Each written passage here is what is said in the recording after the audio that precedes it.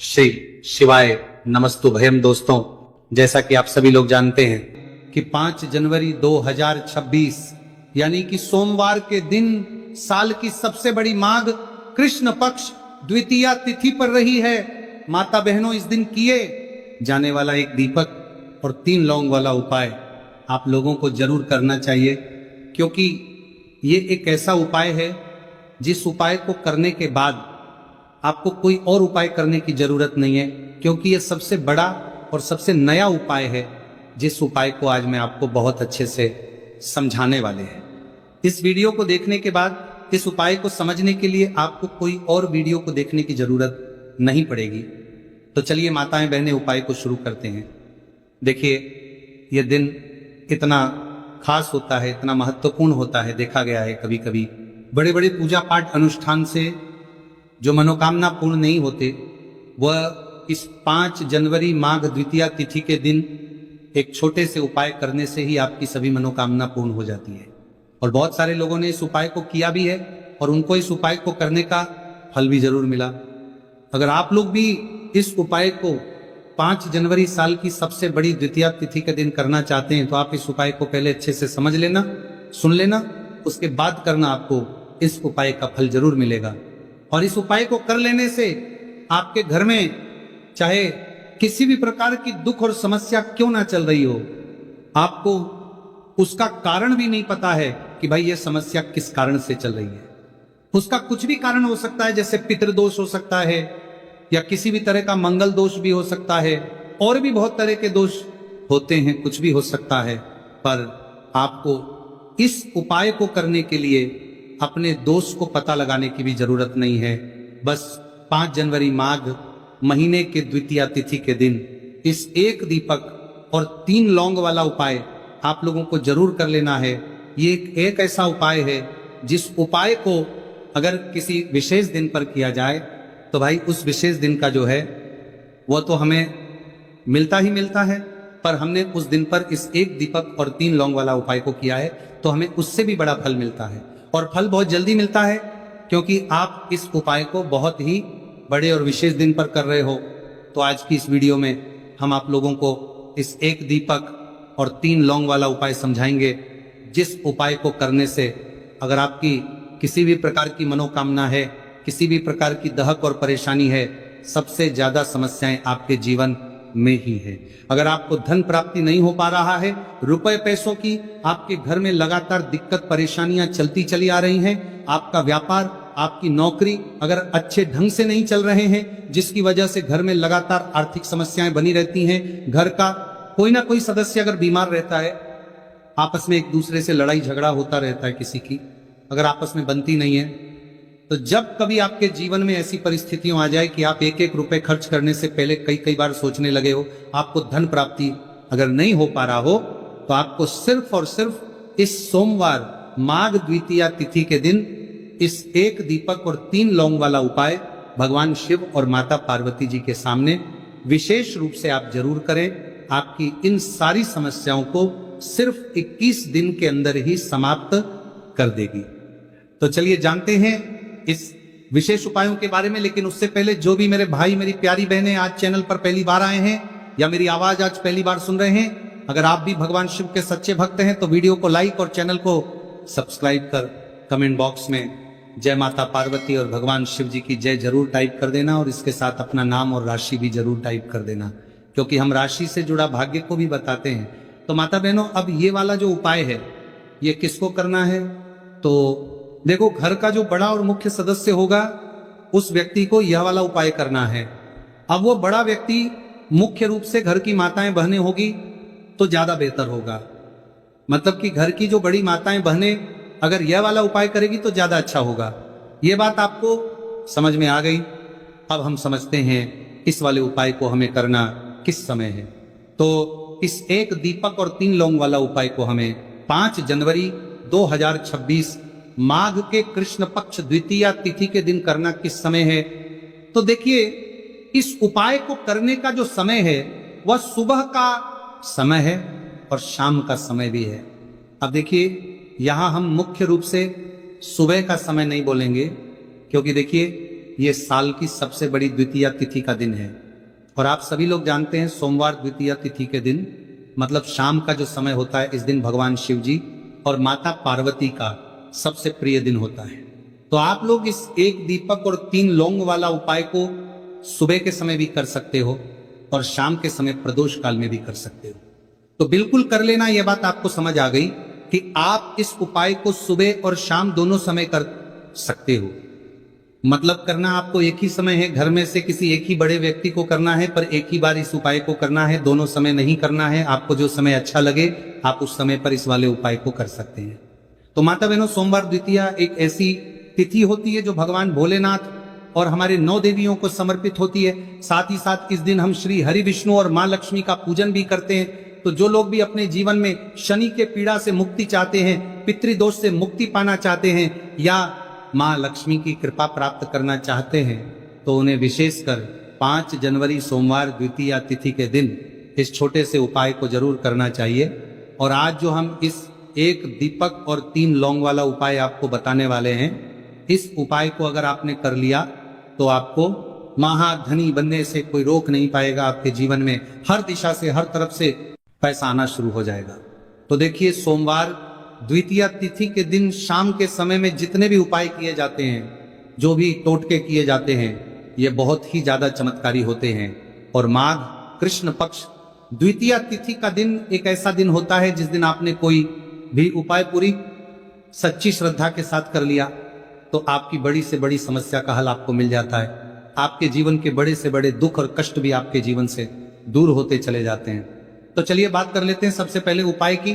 तो देखिए, 5 जनवरी सोमवार द्वितीया तिथि के दिन आप ये छोटे और सरल उपाय को करके अपने जीवन के बड़े से बड़े कष्टों को दूर कर सकते हैं, देवी देवता की कृपा प्राप्त कर सकते हैं। क्योंकि इस दिन भगवान शिव और माता पार्वती का पूजन विशेष रूप से किया जाता है। जो लोग अपने जीवन में परेशान हैं, कर्ज को लेकर, धन को लेकर, उन्हें तो विशेषकर इस दिन देवी पार्वती और मां लक्ष्मी से जुड़े हुए उपाय और पूजा जरूर करनी चाहिए। तो सबसे पहले आपके घर में एक तुलसी का पौधा जरूर होना चाहिए। अगर आपके घर में तुलसी का पौधा नहीं भी है तब भी ये उपाय आप कर सकते हैं। आपको क्या करना है, एक मिट्टी दीपक तैयार करना है। एक मिट्टी के दीपक लेंगे, देसी घी का गोल बाती उसके अंदर लगाएंगे और उस दीपक के अंदर आपको बहुत ही जरा सी बिल्कुल नाम मात्र चीनी डालनी है। अब ये दीपक आपको अपने आंगन में तुलसी जी के पौधे के पास लगाना है। तो देखिए, आपको करना क्या है, आप सभी जानते हैं कि तुलसी के पौधे में मां लक्ष्मी का वास होता है, भगवान विष्णु का वास होता है। तो एक दीपक लेना है और दीपक के अंदर देसी घी भरेंगे, थोड़ी सी चीनी डालेंगे और 3 लौंग भी इसी दीपक में डालकर तुलसी जी के पौधे के पास आपको लगाना है। अगर तुलसी जी का पौधा घर में नहीं है तब यह दीपक आप कहाँ लगाएंगे? अपने घर के मंदिर में आप लगा दें, माता की मूर्ति या फिर प्रतिमा के सामने होता है। आपको ये जो सारी सामग्रियां हैं इन्हें लेकर के पहुंच जाना है भगवान शिव के मंदिर में। इस उपाय को आप सुबह से लेकर के शाम तक किसी भी समय में कर सकते हैं, लेकिन यदि आप शाम के समय इस उपाय को करते हैं तो यह उपाय आपके लिए और अधिक सर्वोत्तम होता है। तो यदि आपको प्रदोष काल के समय में समय मिल जाता है तो फिर आप प्रदोष काल में भी कर सकते हैं, या फिर आप पूरे ही दिन में किसी भी समय इस उपाय को कर सकते हैं। देखिए, शिव मंदिर पहुंचने के बाद सबसे पहले तो दक्षिण दिशा में बैठ जाना है।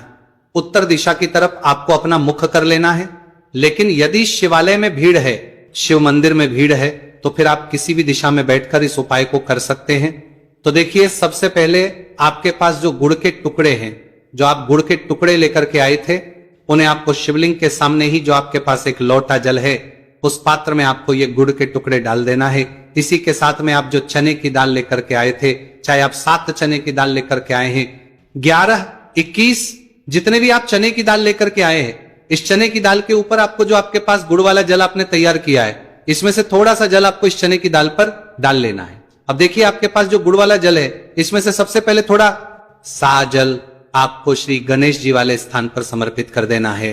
श्री शिवाय नमस्तुभयम इस मंत्र का जाप करते हुए फिर थोड़ा सा जल आपको श्री कार्तिकेय जी वाले स्थान पर समर्पित करना है। श्री शिवाय नमस्तुभयम इस मंत्र का जाप करते हुए फिर थोड़ा सा जल आपको माता अशोक सुंदरी वाले स्थान पर भी समर्पित करना है। श्री शिवाय नमस्तुभयम इस मंत्र का जाप करते हुए फिर थोड़ा सा जल आपको माता पार्वती के हस्त कमल पर समर्पित करना है और आपको श्री शिवाय नमस्तुभयम इस मंत्र का जाप कर लेना है। अब देखिए दोस्तों, आपके पास जो थोड़ा सा जल और शेष बचेगा, इसमें से आपको केवल सा जल शिवलिंग पर अर्पित कर देना है और अंत में आपको उस पात्र में थोड़ा सा जल और शेष बचाना है। पूरा जल आपको शिवलिंग पर अर्पित नहीं करना है, अंत में आपको थोड़ा सा जल और शेष बचाना है। अब देखिए, आप जितनी भी चने की दाल लेकर के आए हैं, अगर आप 7 चने की दाल लेकर के आए हैं तो आपको 7 बार श्री शिवाय नमस्तुभयम इस मंत्र का स्मरण कर ले हैं। यदि आप 11 चने की दाल लेकर के आए हैं तो फिर आपको बार इस मंत्र का जाप करना है। जितनी भी चने की दाल लेकर के आए हैं उतनी बार आपको श्री शिवाय नमस्तुभयम है इस मंत्र का जाप करना है। और फिर आपको ये जो चने की दाल है इसे शिवलिंग के ऊपर ही समर्पित कर देनी है, लेकिन आपको ये चने की दाल बृहस्पति शवर महादेव का स्मरण करते हुए ही शिवलिंग पर अर्पित कर देनी है। और आपको अपनी मनोकामना को भी बोल देनी है। आपकी जो भी मनोकामना है, चाहे वो धन प्राप्ति को ले, नौकरी से संबंधित हो, विवाह से संबंधित हो, या फिर आपके मकान, जमीन, जायदाद से संबंधित हो, चाहे ग्रह क्लेश से संबंधित हो, या फिर किसी भी प्रकार की जो मनोकामना है उसे आपको बृहस्पति शवर महादेव से परिपूर्ण करने की प्रार्थना कर लेनी है।